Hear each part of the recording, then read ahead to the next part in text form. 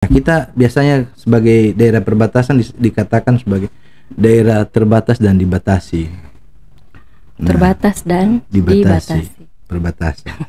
Ya, jangan tanyakan apa yang negara berikan kepadamu, tanyakan apa yang kamu berikan kepadamu. Jangan tanyakan kinerja. Jangan tanyakan. Seberapa bulan kinerja? Oh, belak-belakan. Lebih baik belak-belakan daripada ngomong di belakang.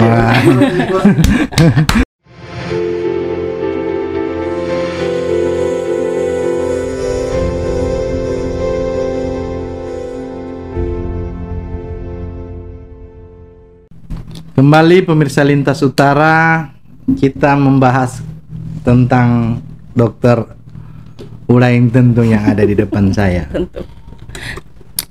Tadi di sesi pertama kita telah membahas bagaimana beliau menjadi seorang dokter dan perjalanannya menjadi seorang ASN.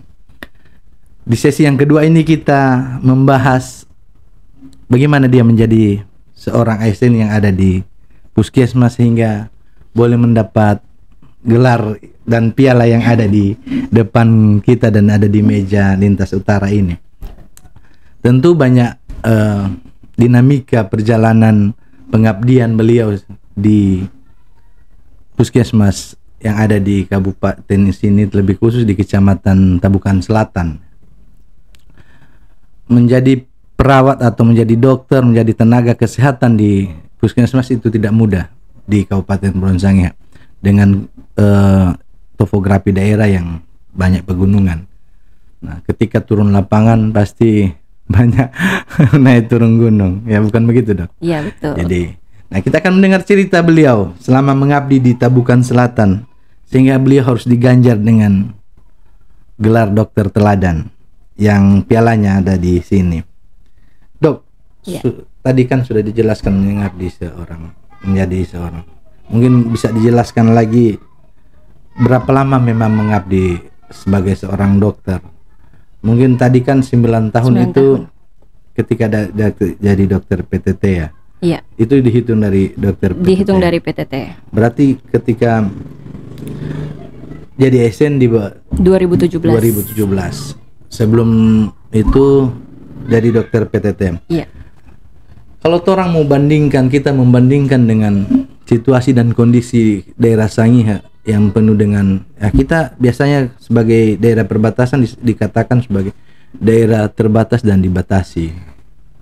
Terbatas dan dibatasi. Perbatasan. Ya.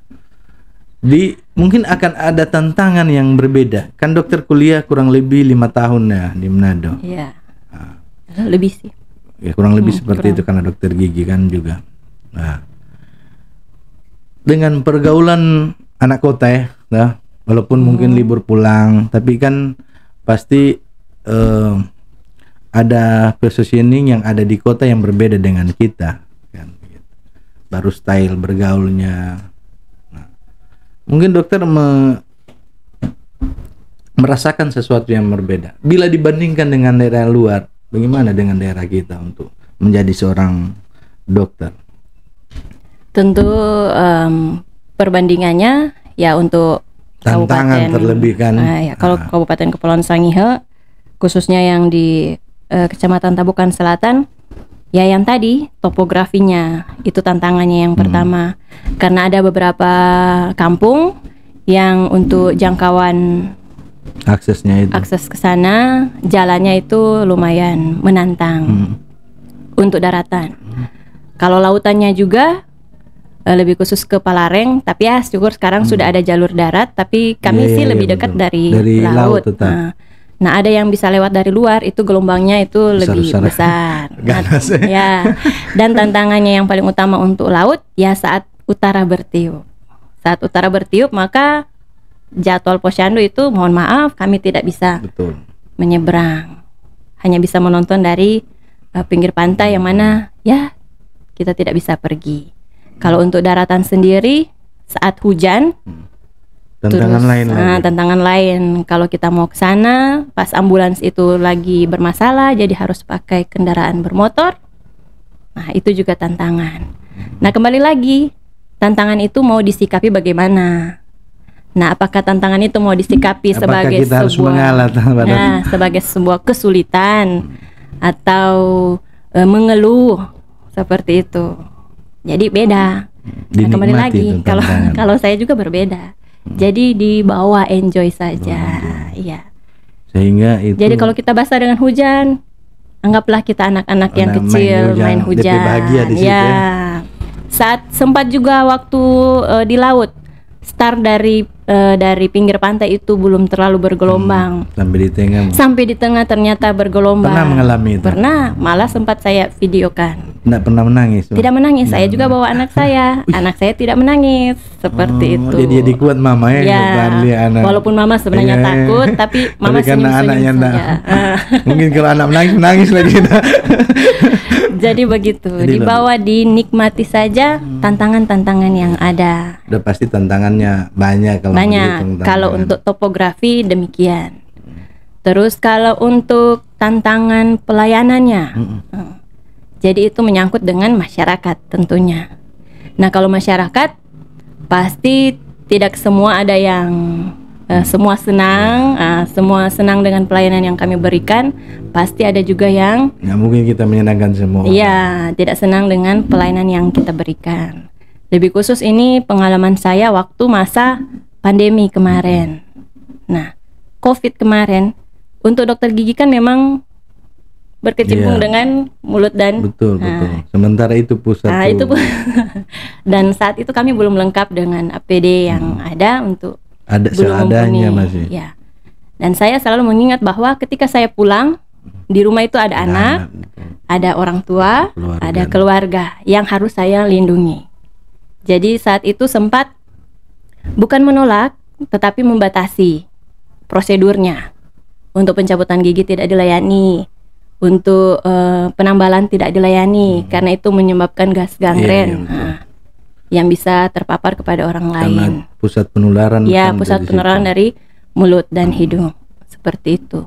Dan sempat juga menjadi pasti ada cibiran-cibiran karena nak melayani itu. Kan. Padahal kan ini situasi yang. Ya, tapi pada dasarnya ini kalau terjadi hal demikian itu yang saya pahami karena miskomunikasi atau juga kan ketidakpahaman. Pemahaman masyarakat berbeda-beda. Ya. Nah, itu salah satu tantangan. Nah, bagaimana dokter menyikapi situasi yang di kampung-kampung kan SDM-nya mungkin tidak sama dengan yang di kota atau pada dasarnya pemahaman tadi yang berbeda-beda. Nah, bagaimana tipsnya untuk menghadapi masyarakat yang seperti ini? Nah, itulah poin pentingnya dari cita-cita yang lama itu ingin menjadi pendeta. Ya, jadi hal itu yang menambah poin bagi saya ketika untuk mengedukasi masyarakat. Menggunakan cara seperti halnya seorang pelayan pendeta untuk bercerita kepada jemaatnya, seperti itu.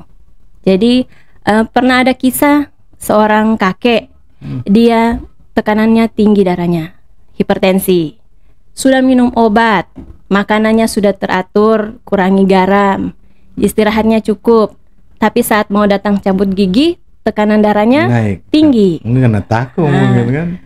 Jadi saat ditanya hal-hal prosedur yang kayak tadi sudah minum obat, jadi saya sempat berpikir berarti ada sesuatu yang melatar belakangi kenapa ada bisa yang salah tekanannya. Jadi berceritalah saya, mengulik apa ada yang terjadi di rumah. Seperti itu. Jadi mulailah si kakek bercerita. Saat bercerita dia sudah bercerita mengeluarkan unek-uneknya. Selesai mengeluarkan unek-uneknya, saya bilang, "Opa, boleh kembali lagi diperiksa tekanan darahnya?" Saat ditensi sudah normal. Turun tekanan keluar. Ya. Jadi menurut saya sistem seperti itu, bercerita. Jadi mungkin sama halnya belak-belakan dengan pasien. Ya. Apa sih yang menjadi keluhan?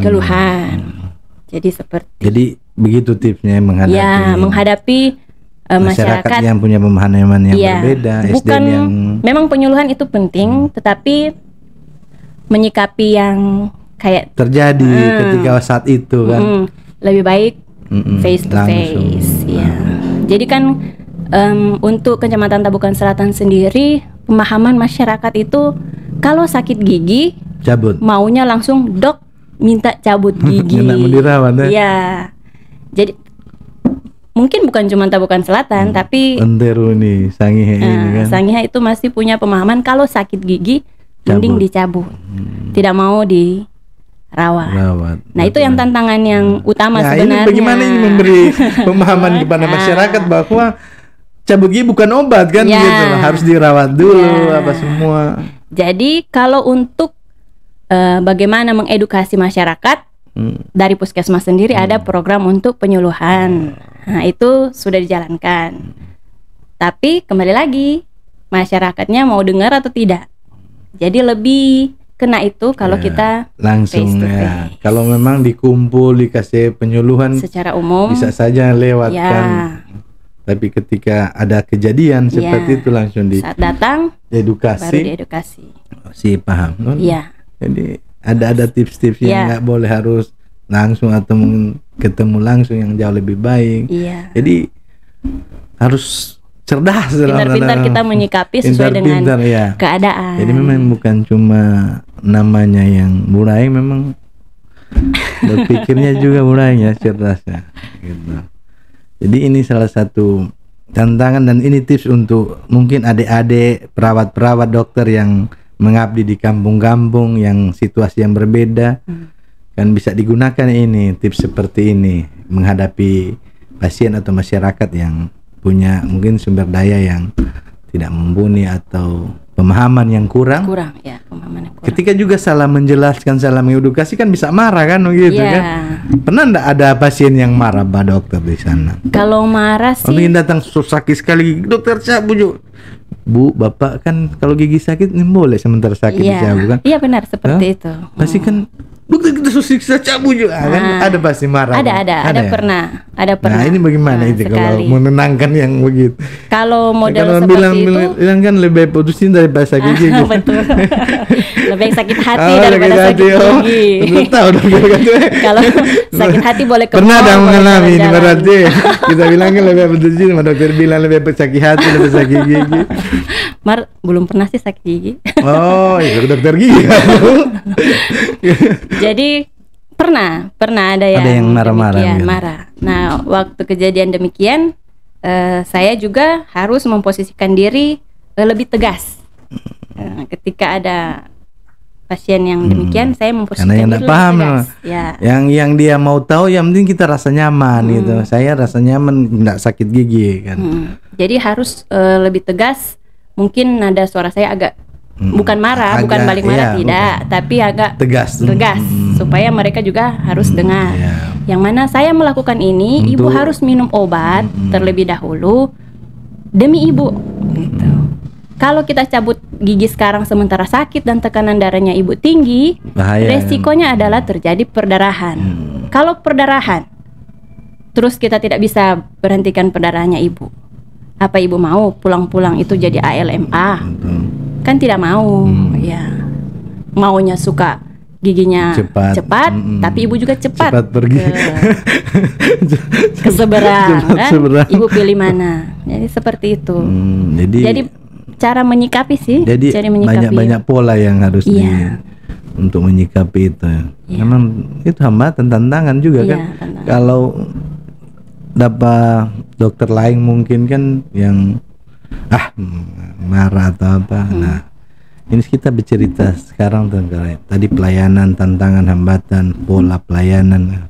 Sekarang yang terkait ini piala ini. Gimana dokter sampai dapat piala ini? Ceritanya dari amanah langsung dapat. Karena mungkin ini butuh perjuangan yang luar biasa sampai memegang ini kan. Gitu. Iya. Jadi justru sebenarnya sih memegang ini merupakan hal yang jauh dari pemikiran saya. Potong dulu. Memang dengar-dengar dokter ini dari SD udah biasa mengikuti siswa teladan. Dari mana? Kan? Siswa teladan SMP begitu. Betul. Dan berlanjut. Ada ungkapan bahwa memang seperti namanya. Sempat baca di malam itu. Iya betul. Dari SD sih biasa ditunjuk untuk ikut lomba siswa teladan, walaupun tidak harus meraih juara, tapi posisi untuk ikut lomba itu sering. Sudah terbiasa dengan berlomba. Jadi saat ditunjuk untuk mengikuti nakes teladan, istilahnya tenaga kesehatan teladan, nakesdan itu istilahnya, itu saya pikir mungkin mirip lah dengan yang waktu ikut siswa teladan. Artinya kebiasaan untuk bicara depan publik sudah terbentuk kan sejak itu. Mungkin tampil di publik sudah terbentuk. Tampil mungkin ya puji Tuhan lah bisa tampil di depan publik. Nah, tapi untuk periode kali ini perdana setelah masa pandemi. Jadi sebelumnya diadakan terakhir mungkin itu tahun 2019. Memasuki tahun 2020 tidak diadakan ini kegiatan. Nanti lagi diadakan di tahun 2022.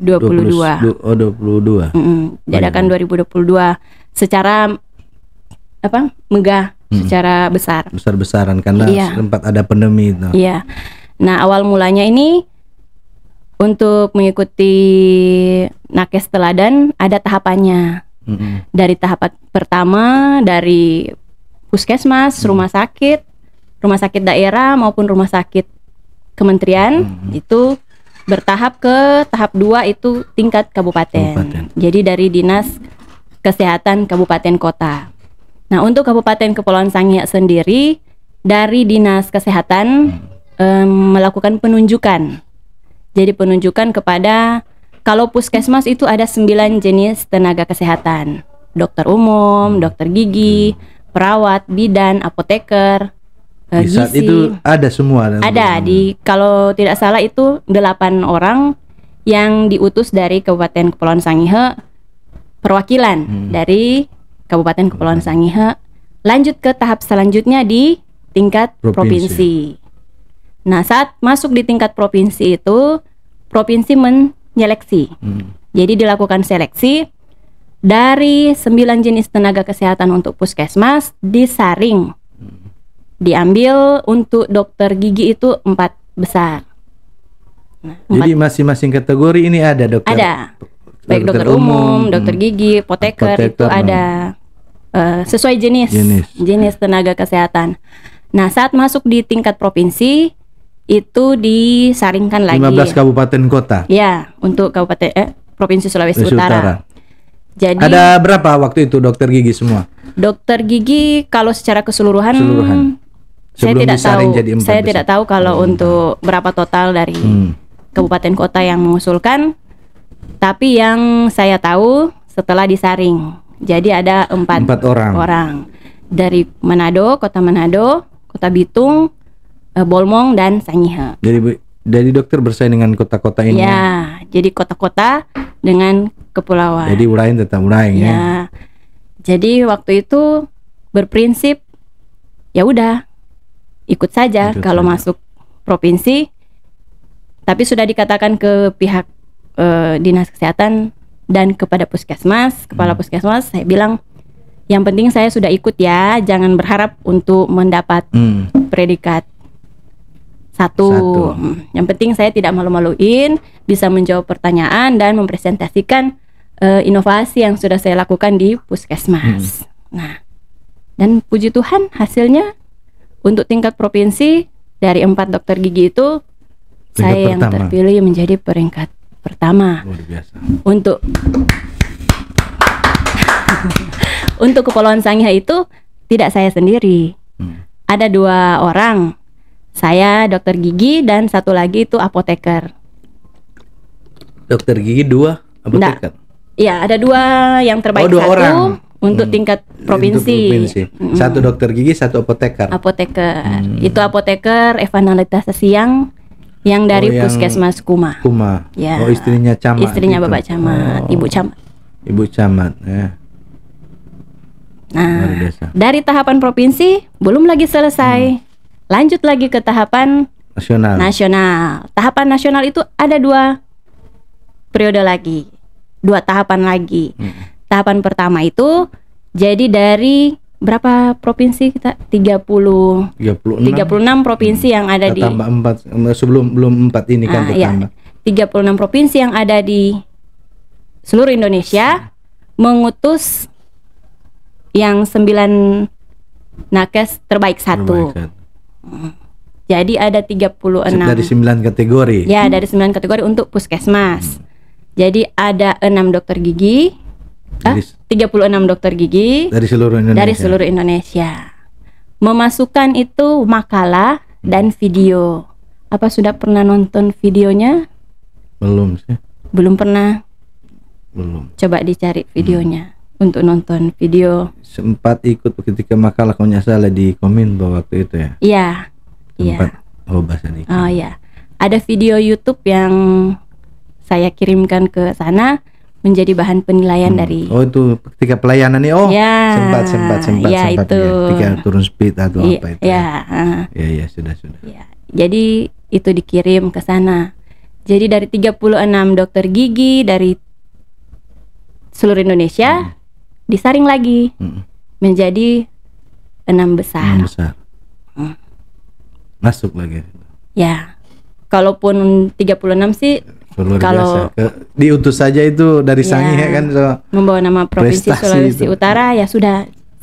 Lagi-lagi saya berkata bahwa yang penting saya sudah ikut, jangan menaruh harapan lebih. Untuk masuk ke 6 besar ini hal yang mustahil. Betul.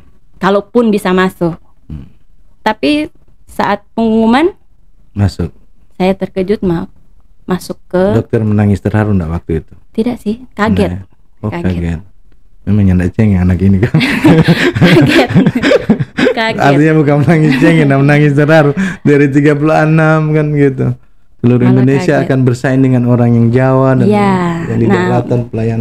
Dan dari 6 besar itu ada yang dari Jakarta. Pasti. Ada yang dari Yogyakarta. Jadi ada dari Jambi. Nah, dari yang untuk daerah mungkin yang kayak daerah perbatasan itu ada 2. Saya dengan dari Kalimantan Selatan. Jadi itu. Jadi masuk di 6 besar, kita diwawancara, presentasi dan wawancara. Oleh Jakarta atau lewat yang di sini ya. Lewat Kominfo. Lewat Kominfo karena masih berpengaruh dengan sistem pandemi. Jadi kita lewat apa namanya? Zoom ya, lewat Zoom meeting. Dan dewan jurinya itu dari pusat. Yang kemarin kita itu ada dari BRIN, Balai Riset Nasional itu. Jadi masuk 6 besar. Iya, masuk 6 besar. Luar biasa. Perjuangan tidak mudah. Iya, sudah. Sampai di situ belum selesai lagi. Tiba-tiba saya mendapat panggilan lagi. Maka saya heran, loh kan sudah diwawancara. Kenapa ada panggilan lagi untuk diwawancara? Apa ada tahapan lain lagi? Jadinya saya tetap datang, ikut Zoom-nya. Saat Zoom berlangsung, tiba-tiba diinfokan lagi, maaf dok, dokter sudah ikut wawancara yang kemarin, jadi sudah cukup. Loh, katanya disuruh ikut lagi. Nah, ternyata ada yang kategori khusus. Kategori khusus untuk daerah terpencil, perbatasan dan kepulauan. Sehingga yang saat saya lihat di layar itu ada yang dari Maluku, ada yang dari Papua, termasuk saya dari Sangihe. Seperti itu. Jadi kategori khusus dia. Ya, kategori sendiri. Jadi saya sudah dari 6 besar dan saya terpilih menjadi terbaik untuk yang daerah kepulauan, daerah terpencil, perbatasan dan kepulauan. Ya. Jadi ini itu ceritanya. Prestasi yang luar biasa dalam jenjang perjalanan dan proses waktu yang menempa Dokter Buraing ini. Kita lebih suka sekarang langsung memanggil Buraing. Kan? Tidak mudah memang perjuangannya, harus bersaing di seluruh Indonesia. Jangankan seluruh Indonesia, bersaing di Sulut itu memang bukan hal yang mudah. Butuh mental yang kuat, kecerdasan yang mumpuni kan. tidak hanya itu. Jadi kecerdasan sangat penting dan harus mumpuni. Jadi sampai 6 besar tingkat nasional. Dan mengungguli kabupaten kota lain seluruh Indonesia. Ada 500-an kabupaten kota. Dan nama Ira Susana Buraing Tentung Aling muncul. Mengharumkan nama kita yang ada di perbatasan. Memang luar biasa. apresiasi luar biasa kami dari Lintas Utara. Masyarakat Sangihe mengapresiasi Terima kasih. untuk Dokter Ulaeng yang mengharumkan kita yang ada di utara, di perbatasan yang biasa dipandang sebelah mata. Hah? Jangan. Tapi mereka tidak tahu kalau orang perbatasan itu cerdas-cerdas, no? Makan ikan. No?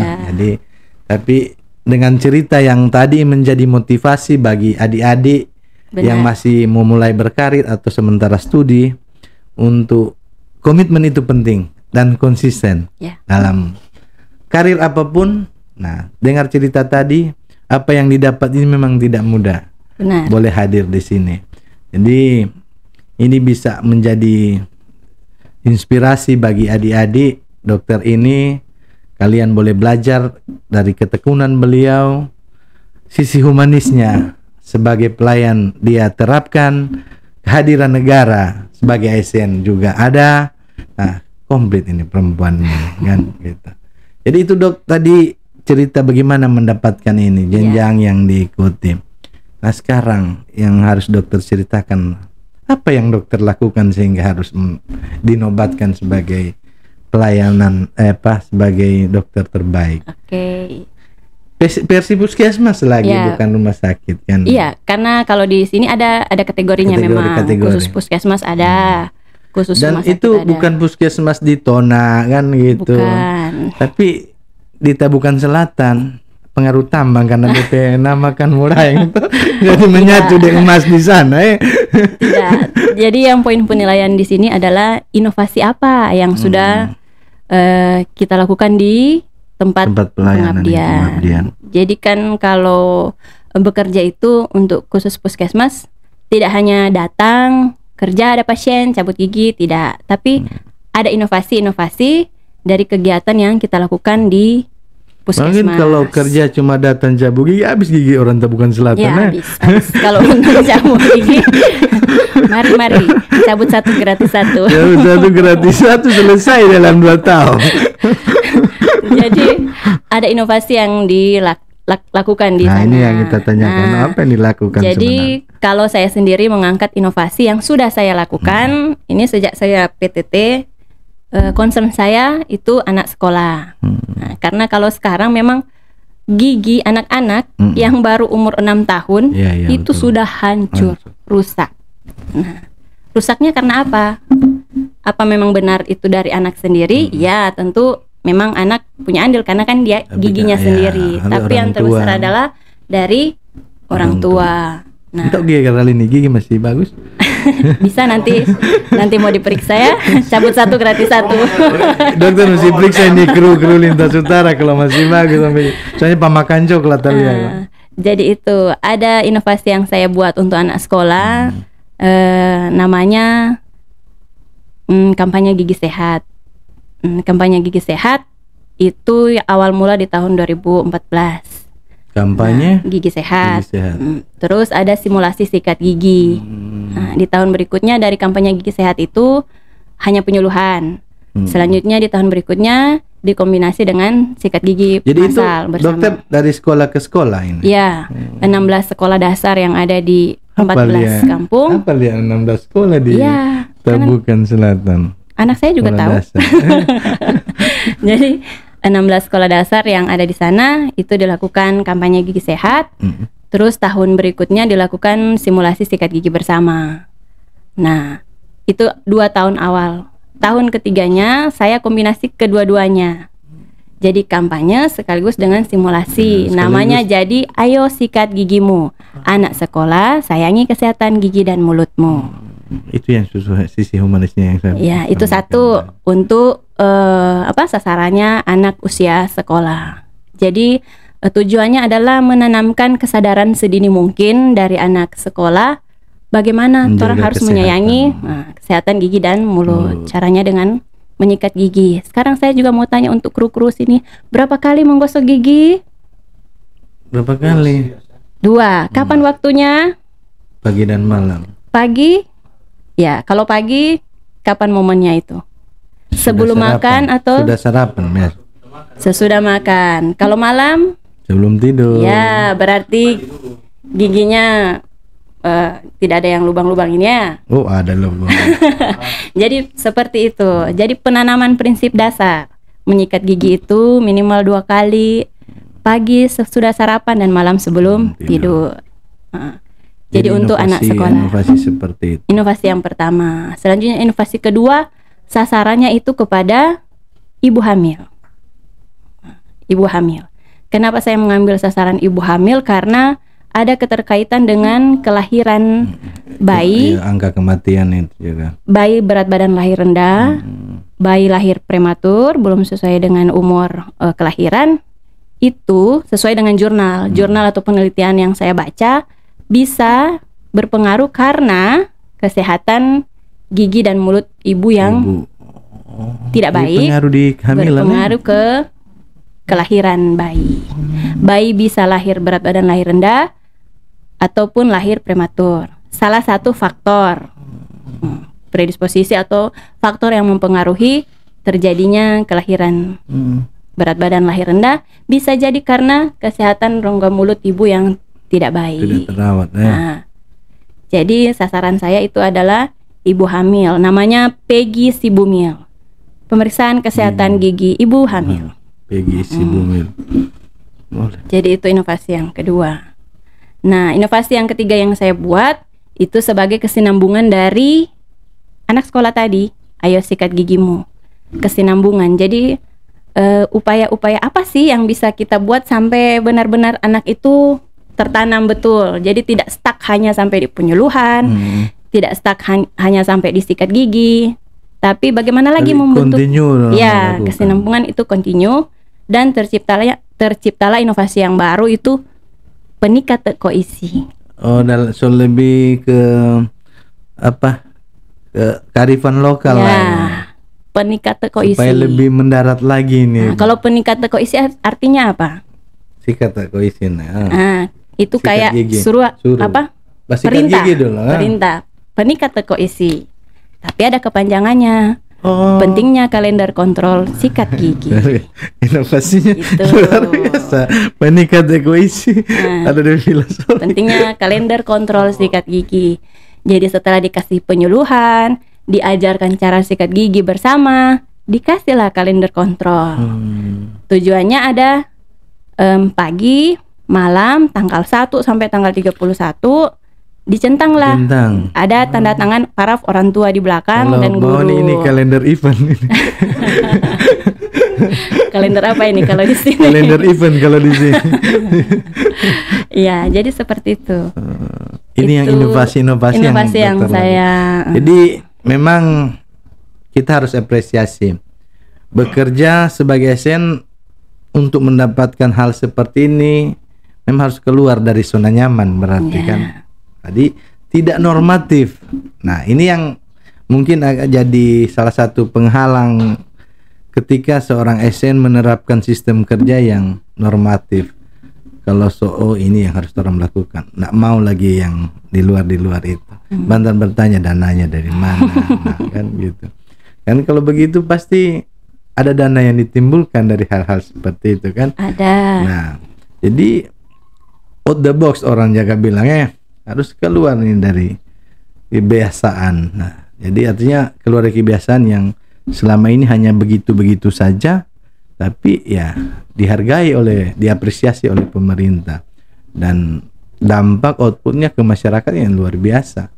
Tentu akan ada berbeda anak-anak di sana pengetahuan tentang kesehatan gigi dan mulut dengan anak daerah lain. Bisa disurvei mungkin itu karena program-program tadi yang saya kira kalau hanya mau ikut program puskesmas nggak ada seperti itu kan. Ya, seorang Wulayan Tentung ini berpikir keras untuk bagaimana bisa menghadirkan program yang bermanfaat. Tidak hanya kehadiran beliau sebagai dokter gigi yang tadi sakit langsung dicabut, tetapi bagaimana pencegahan dini tadi, pemahaman kepada anak-anak supaya ternyata pentingnya perawatan gigi dan mulut. Nah, saya kira ini bisa jadi inspirasi sekali lagi untuk teman-teman yang lain, nakes-nakes yang lain atau profesi apa saja. Silakan diambil cara berpikirnya, cara bekerjanya yang dia lakukan di sana. Nah, etos kerjanya yang luar biasa. Pasti ini di luar waktu yang biasa yang digunakan. Jadi ada waktu tambahan pasti ini.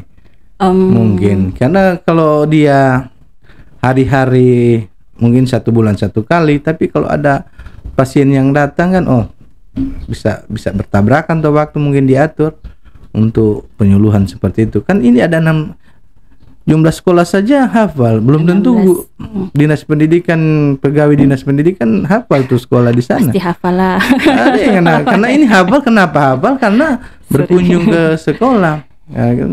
Ya, tapi kalau untuk turun itu sebenarnya itu sudah dijadwalkan. Nah, dalam setahun itu bisa 1 kali kegiatan atau 2 kali kegiatan.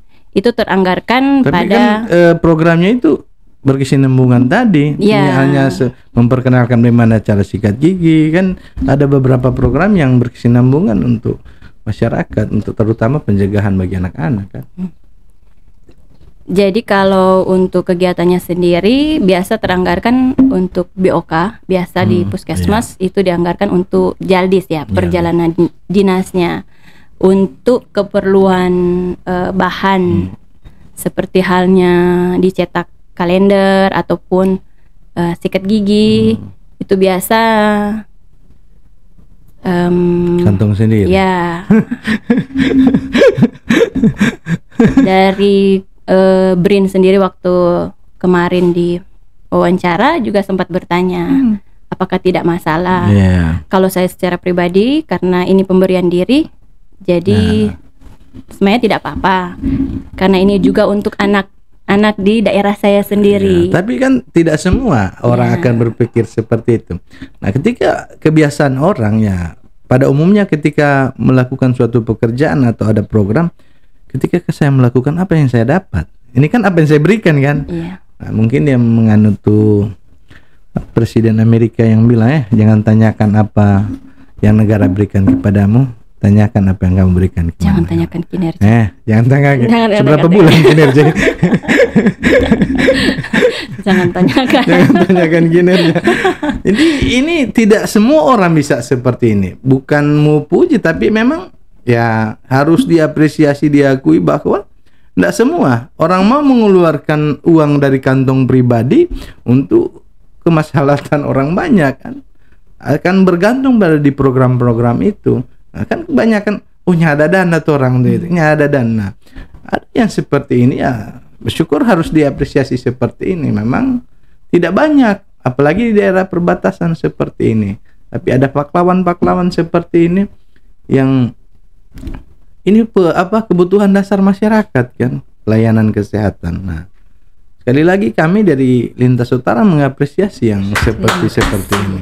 Harus tepuk tangan. Jadi luar biasa.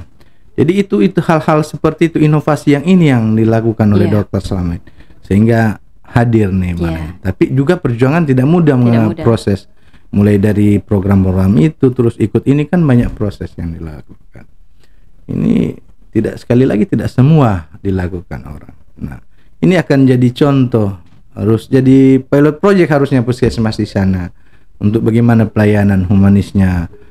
Betul-betul seorang pelayan masyarakat itu ada di sana lewat dokter Wurain Tentung ini yang ada di sana. Nah, Dok, kita akan mengakhiri bincang-bincang kita. Ada enggak tips atau semacam quote untuk masyarakat Sangihe, untuk teman-teman nakes yang dimanapun berada, bahwa apa yang diraih ini harus keluar dari zona nyaman, atau apa saja yang dokter mau sampaikan terkait keberhasilan, harus mengatakan ini sebagai keberhasilan dokter sebagai seorang pelayan masyarakat. Ya, kalau saya sendiri sih kalau bilang keberhasilan ya bisa jadi keberhasilan, tapi kembali lagi dengan apa yang saya dapatkan ini, saya mau kasih tahu ke teman-teman tenaga kesehatan secara khusus, juga kepada generasi muda, anak-anak yang masih mau mencapai cita-citanya. Jangan berhenti untuk bermimpi. Dan untuk tenaga kesehatan, ayo kita tetap berinovasi, berkarya, memberi diri, melayani masyarakat. Lakukanlah semampu kita, sebisa kita, apa yang terbaik yang bisa kita berikan untuk kesehatan masyarakat yang ada di tempat kita mengabdi masing-masing, baik yang ada di kota maupun yang ada di pedesaan, itu semua sama. Kita mengabdi kepada masyarakat, memberikan pelayanan kesehatan terbaik. Jadi kalau kita di daerah kan memang terbatas dengan anggaran, dengan alat, dengan obat, tapi tidak menutup kemungkinan kita untuk selalu memberikan pelayanan yang terbaik kepada masyarakat. Jadi ketika kita mau memberikan diri secara utuh, mengabdi dengan tulus, maka pasti kita juga bisa akan mendapatkan piala, bukan hanya piala seperti bukan halnya pialanya yang, ini. bukan Tapi seperti perjuangan halnya, yang ada di dalamnya. ya, tapi piala-piala lain dalam karir kita masing-masing pasti kita akan mendapatkannya. Nah, untuk anak-anak muda, tetap belajar dengan serius, menghargai orang tua, dan apa lagi ya? Tunjangan yang belum dibayar. Itu nanti. Semoga daerah dalam waktu dekat bisa memberikan tunjangan yang menjadi hak kami untuk daerah khususnya ya. Dan untuk seluruh masyarakat Sangihe, tetaplah bangga dengan kita yang ada dari ujung utara Indonesia. Kita harus tetap berprinsip bahwa kita bukan orang kampung atau orang pinggiran, tapi dengan adanya kita akan bisa memberikan yang terbaik untuk Indonesia, dari ujung utara untuk Indonesia. Terima kasih, luar biasa. Jadi demikian pemirsa Lintas Utara, apa yang disampaikan yang terakhir dari Dr. Ulain Tentung Aling ini yang luar biasa. Semoga ini menjadi pembelajaran penting dan motivasi bagi semua, dan seandainya ini didengar oleh Kadis Kesehatan, ada tadi pesan terakhir beliau sebagaimana semaksimal mungkin, semoga apa yang menjadi hak mereka cepat terpenuhi. Nah, artinya ini sebanding dengan apa yang mereka kerjakan. Kalau saya boleh mengambil intisari dengan apa yang beliau sampaikan, bahwa bekerjalah dengan hati, maka hasilnya, buahnya akan dinikmati. Ya, jadi amin. Penting sekali. Dan terima kasih dokter, Sama-sama. boleh hadir di Lintas Utara, membuang waktu ke sini sama keluarga. Kami apresiasi, tetap berkarya, tetap menggunakan hati, sisi humanis semua, sehingga pelayanan tetap dirasakan oleh masyarakat. Kami berdoa ke depan Kadis semakin cemerlang, generasi Sangihe berikut. Ya, kalau perlu kami berdoa Kadis Kesehatan berikut ke depan nanti. Jadi kiranya Tuhan menolong, memberkati kita semua. Malung Sema, saya Roni Serang. Kita bertemu di lain kesempatan. Malung Sema. Marwen Sang. Ya? Oh, belak-belakan. Lebih baik belak-belakan daripada ngomong di belakang. Ya, kalau bisa gimana? Belak-belakan Lebih baik belak-belakan daripada ngomong di belakang.